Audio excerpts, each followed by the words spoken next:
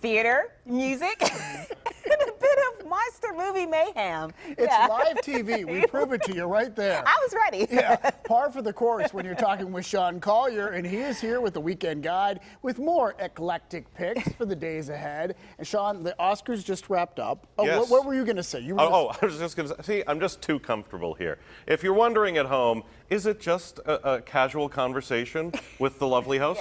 Yes, it is. Yes, it is. So casual that I forget to stop talking because television is about to begin.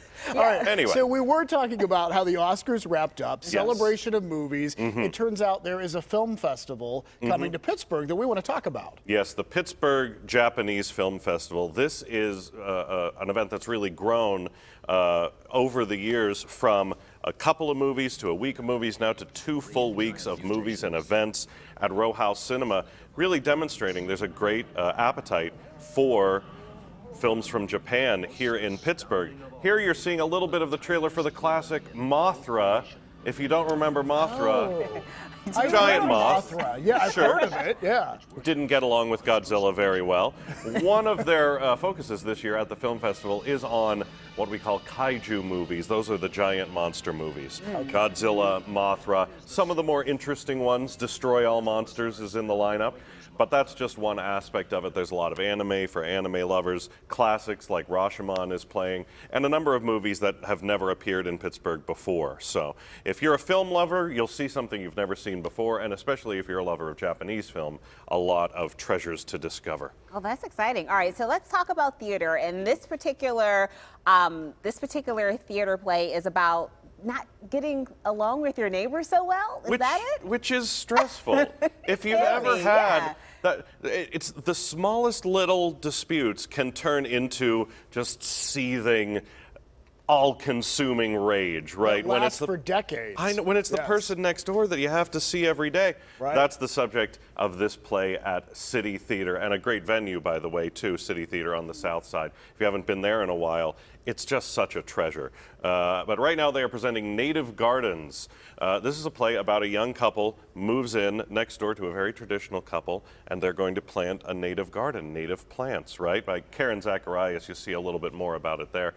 Karen is one of the most produced playwrights in America right now because she has these very timely things. The young couple in this play is Latino. They're moving in next into a kind of an upper crust neighborhood. So there's over this little dispute over what kind of plants we're going to have. It turns into this much richer, but also funny. It's a comedy. You're going to laugh at it as well. City Theater always presenting really interesting, challenging works. This is going to be one of them. Yeah, I want to go back to City Theater. Oh, yeah. We used to go before COVID, and then we just haven't gotten back into it yet. And it's such a nice, you go to the south side, you get dinner beforehand, walk over to the theater. Perfect. Beautiful evening. Yeah. All right, let's talk about The Killers. There are some, which Sounds ones dangerous. particularly? Not us. About music. The band, of course. Yes. You know, there are some songs that just, now I sound like one of those ads on TV for a CD compilation, which Go ahead. itself Yeah, go. is a relic. Okay. Some songs take you back to a certain point in your life, especially Mr. Brightside by The Killers, but really that whole album and the album that came after it. I just go back, I think that came out when I was in freshman year of college, and if I hear this, you know, when I'm twice the age I am now, I will feel like I felt when I was 19. It's just one of those songs that brings you back. They are by no means, you know, a classic, an oldies act, but either. They've had, I didn't realize they've had 7 albums. All of them went to the top 10. All of them went to #1 in the UK. So they've been making hits for 20 years. You'll see all of those hits at the Peterson Event Center on Sunday, which is really great for a concert. There's not a bad seat there. Yeah, I know they have a huge following, but it really was the big hair for me. That did it. I love that era. Yeah, absolutely. Bring it You back. were spot on with like how you described that song. Yeah. It just, I'm driving around in my first car. It was a ivory Nissan Altima, and I'm listening to The Killers on the radio. Takes you Awesome, back. Sean. All right. All right, great stuff as always. Thank you so much, Sean. Thank you. Have a great weekend, Killers. Sean. You too. And remember, you can watch Sean's Weekend Guide each Thursday right here on PTL and in Pittsburgh Magazine online.